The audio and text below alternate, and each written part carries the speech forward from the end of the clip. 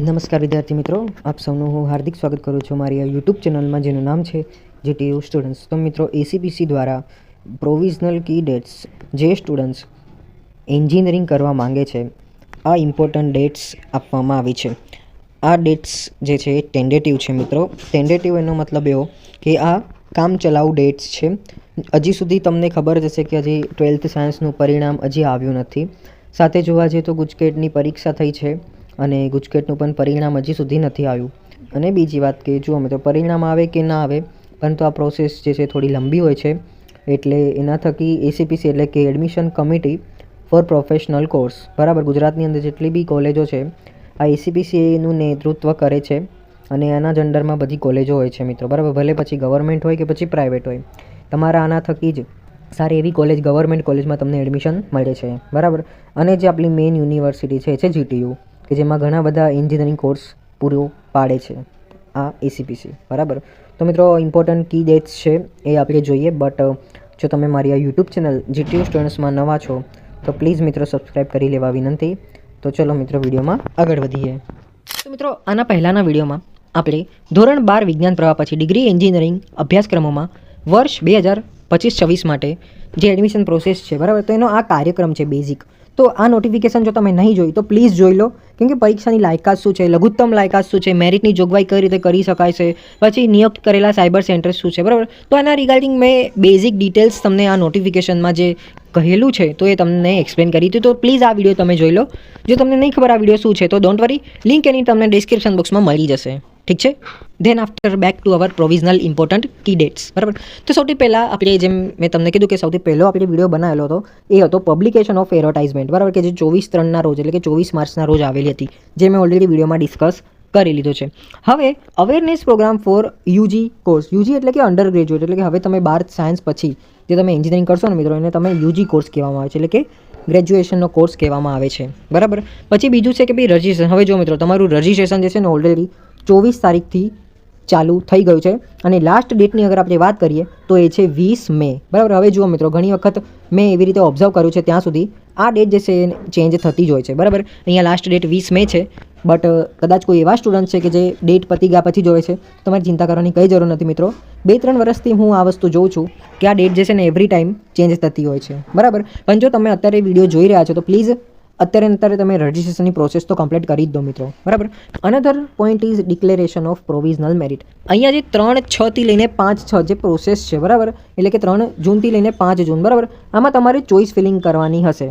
હવે આ choice feeling પહેલાં એક મેરિટ લિસ્ટ આવશે જે ઇન્સ્ટિટ્યૂટ વાઇઝ હશે, બરાબર, કે કોઈ પર્ટિક્યુલરલી ઇન્સ્ટિટ્યૂટ છે તો એમાં કેટલી સીટ છે અને કેટલા રાઉન્ડ સુધી ગયા વર્ષે છોકરાઓનું એડમિશન થયું હતું વગેરે વગેરે, બરાબર. એના થ્રુ તમને એક આઈડિયા આવી જશે અને તમે એ પર્ટિક્યુલર કોલેજમાં તમે ચોઇસ ફિલિંગ કરી શકશો, બરાબર. હવે ચોઇસ ફિલિંગ થઈ ગયા પછી તમારું એક મોક રાઉન્ડનું રિઝલ્ટ આવે છે. મોક રાઉન્ડ એનો મતલબ એવો કે તમને ટેમ્પરરી ખબર પડશે કે ભાઈ હા, આ પર્ટિક્યુલર કોલેજ છે, બરાબર, કે જેમાં તમને ચાન્સ છે કે આ પર્ટિક્યુલર કોલેજમાં તમને એડમિશન મળી શકે. જો તમને એક્સેપ્ટ હોય કે હા યાર આ વસ્તુ ચાલશે મને આ કોલેજમાં, તો તમે કંઈ જ નહીં કરવાનું. પણ જો તમને એવું હોય કે નહીં યાર મને આ કોલેજ નહીં જોતી, બરાબર, કેમ કે મોટે ભાગે કેવું થાય છે કે તમને જે મોક રાઉન્ડમાં કોલેજ જે અલોટ થઈ છે મિત્રો, એને જ તમને ફર્સ્ટ રાઉન્ડમાં અલોટ થવાની સંભાવના હોય, બરાબર. 90% એવું થાય જ છે. તો જો તમને એવું લાગે છે કે ભાઈ યાર મને આ મોક રાઉન્ડમાં આ કોલેજ જોતી નથી, તો તમારે ચેન્જ કરી દેવાની, એટલે કે કોલેજો ઉપર નીચે કરી દેવાની, બરાબર. એના પછી declaration of final merit list, બરાબર.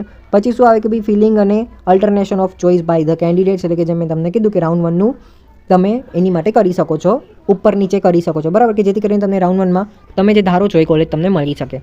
પછી શું થાય, રાઉન્ડ 1નું રિઝલ્ટ ક્યારે આવે તો declaration of first round of allotment list એ તમારો આવશે 13 જૂનની આજુબાજુ, બરાબર.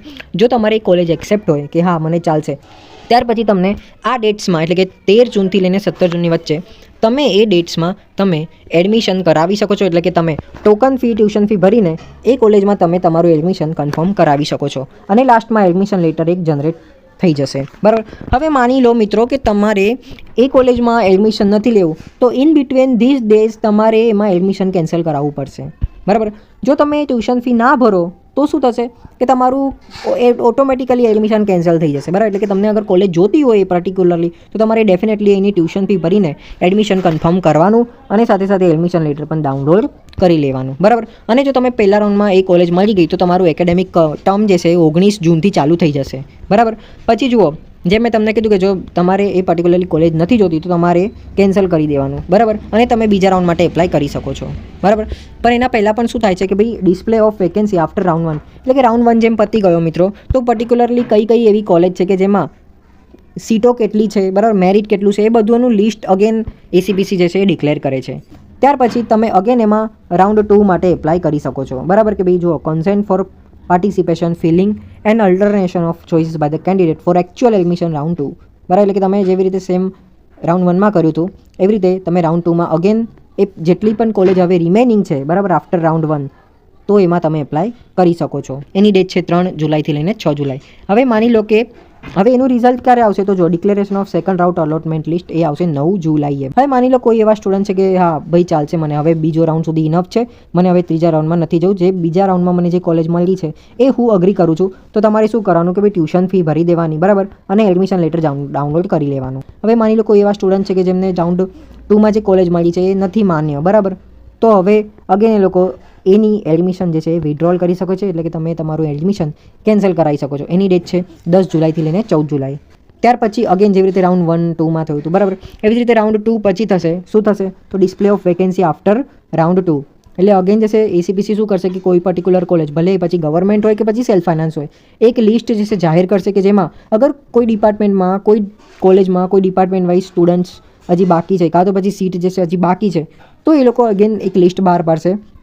અને કોઈ એવા સ્ટુડન્ટ છે કે જેમને રાઉન્ડ 2માં કેન્સલેશન કર્યું હતું, બરાબર, રાઉન્ડ, તો એ રાઉન્ડ 3માં અગેન એપ્લાય કરી શકે છે. તો એની માટે ડેટ છે 15 જુલાઈથી લઈને 18 જુલાઈ. હવે માની લો કે કોઈ એવા સ્ટુડન્ટ છે કે જેમને રાઉન્ડ 3માં જે કોલેજ મળી છે એ માન્ય છે, બરાબર, તો એનું રિઝલ્ટ ક્યારે આવશે? તો એનું અલોટમેન્ટ થશે 21 જુલાઈએ, બરાબર. હવે કોઈ એવા સ્ટુડન્ટ છે કે જેમને ચાલશે ભાઈ એ કોલેજ જે મળી છે, તો જો તમને માન્ય હોય તો તમારે અગેન ટ્યુશન ફી, બરાબર, ભરી દેવાની અને એડમિશન લેટર ડાઉનલોડ કરી લેવાનું. હવે માની લો કોઈ એવા સ્ટુડન્ટ છે કે જેમને રાઉન્ડ 3માં પણ કોલેજ નથી ગમી, કાં તો પછી ખબર જ નહીં પડી કે ભાઈ રાઉન્ડ 3 પણ પતી ગયો, તો અગેન જે છે લાસ્ટમાં શું થાય છે કે ભાઈ એસીપીસી ડિસ્પ્લે કરે છે વેકેન્સી કોઈ પર્ટિક્યુલર કોલેજમાં, કોઈ બ્રાન્ચ વાઇઝ કેટલી કોલેજો હજી બાકી છે, સીટ કેટલી બાકી છે, બરાબર. એ ક્યારે વેકેન્સી થશે? તો 30 જુલાઈએ. પછી last date of reporting at institute level and payment of remaining fees. આનો મતલબ શું થશે કે રાઉન્ડ 3 પછી જેટલી સીટ્સ બાકી છે, બરાબર, તો તમે ડાયરેક્ટ તમે ઓફલાઈન એડમિશન કરી શકો છો. હવે આ ઓફલાઈન એડમિશનનો મતલબ એવું થશે મિત્રો કે કોઈ એવા સ્ટુડન્ટ્સ કે જે લોકોએ રાઉન્ડ 1માં પણ નહીં પાર્ટિસિપેટ કર્યું, રાઉન્ડ 2માં પણ નહીં કર્યું, રાઉન્ડ 3માં પણ નહીં કર્યું, બરાબર, તો એવા સ્ટુડન્ટ્સ ડાયરેક્ટ આ રાઉન્ડ 3માં પણ કરી શકે છે. પણ એમાં શરત એવું હોય છે મિત્રો કે રાઉન્ડ 3માં જેટલી ડિસ્પ્લે વેકેન્સી હશે, બરાબર, જે કોઈ કોલેજમાં, એમાં જેટલો હાઈએસ્ટ રેન્ક હશે ને એને સૌથી પહેલાં ચાન્સ મળશે. તો આ પ્રમાણે મિત્રો આનું શેડ્યુલ છે. અહીંયા એક ઇમ્પોર્ટન્ટ નોટ છે કે the dates are subject to the announcement of result by GSEB for improvement exam and supplementary examination. And again note that it is a provisional dates based on various information is expected to be declared like a various boards results, entrance exam results, approval of seats and consents of JOSA. The candidates are advised to visit our website for changes in schedule for further information. એટલે કે જેમ અત્યારે હું video create કરું છું તો આજે છે 2 એપ્રિલ, બરાબર. હજી સુધી મને નથી ખબર મિત્રો કે તમારું 12માનું રિઝલ્ટ ક્યારે આવશે, ઇવન ડેટ્સ બી હજી સુધી ડિક્લેર નહીં થઈ, કે પછી ગુજકેટની બી ડેટ્સ હજી સુધી ડિક્લેર નહીં થઈ, બરાબર. તો જેમ એની ડેટ્સ લેટ થશે એમ આ જે ડેટ્સ છે મિત્રો એ પણ થોડી ઉપર નીચે થઈ શકે છે, બરાબર. પછી જુઓ શું લખે છે સેકન્ડ પોઈન્ટ કે the schedule is depends upon approval of institute from AICTE and GTU, બરાબર. All activities are time bounded which candidates should complete by login their portal gujacpc.in admission.nic.in, બરાબર. હવે જો મિત્રો આ જ હતું મેઇન વિડીયોનો ટાર્ગેટ, ઇમ્પોર્ટન્ટ ડેટ્સ હતી જે તમારે ધ્યાનમાં રાખવાની છે. હવે જો મિત્રો કોઈ પણ તમારા માઇન્ડમાં ડાઉટ હોય, કોઈ ક્વેશ્ચન હોય તો મને કોમેન્ટ કરી શકો છો, બરાબર, કાં તો પછી તમે મને પર્સનલી ઇન્સ્ટાગ્રામમાં પણ મેસેજ કરી શકો છો. અને પ્લીઝ મિત્રો આપણી આ યુટ્યુબ ચેનલમાં 10,000નો ટાર્ગેટ પૂરો કરવા માટે મારી હેલ્પ કરો. આ વિડીયો તમે તમારા મિત્રો સાથે, તમારા પેરેન્ટ્સ સાથે પણ શેર કરો કે જેથી કરીને આ જે કોઈ બી ઇમ્પોર્ટન્ટ ડેટ્સ છે એ એમને પણ ખ્યાલ આવે, ઠીક છે. કોઈ પણ ક્વેશ્ચન હોય તો તમે મને કોમેન્ટ કરી શકો છો, કાં તો મને પર્સનલી ઇન્સ્ટાગ્રામમાં પણ મેસેજ કરી શકો છો. Thank you so much for watching this video. Please do like, share and subscribe this channel GTU students. અને બીજી વાત મિત્રો, કોઈ એવા સ્ટુડન્ટ છે કે જે રૂરલ એરિયામાંથી છે, બરાબર, તો હવે એ લોકોની જોડે ઇન્ટરનેટ પણ નથી, કાં તો પછી એમની જોડે લેપટોપ કાં ટેબ્લેટ કાં તો મોબાઈલની સુવિધા નથી, તો હવે અમુક સાયબર સેન્ટર્સ એસીપીસી દ્વારા નિયુક્ત કરેલા છે. હવે તમને જો નહીં ખબર કે ભાઈ સાયબર સેન્ટર શું છે, તો એની લિંક ડિસ્ક્રિપ્શન બોક્સમાં તમને મળી જશે. એ વિડીયો તમે ખાસ જોજો, ઠીક છે? તો ચલો મિત્રો, હવે આ વિડીયોને અહીં જ વિરામ આપીએ. અને પ્લીઝ તમે મારી આ યુટ્યુબ ચેનલ જીટીયુ સ્ટુડન્ટ્સમાં નવા છો તો સબસ્ક્રાઈબ કરી દેવા વિનંતી. મળીએ મિત્રો નવા વિડીયોમાં. ત્યાં સુધી બાય.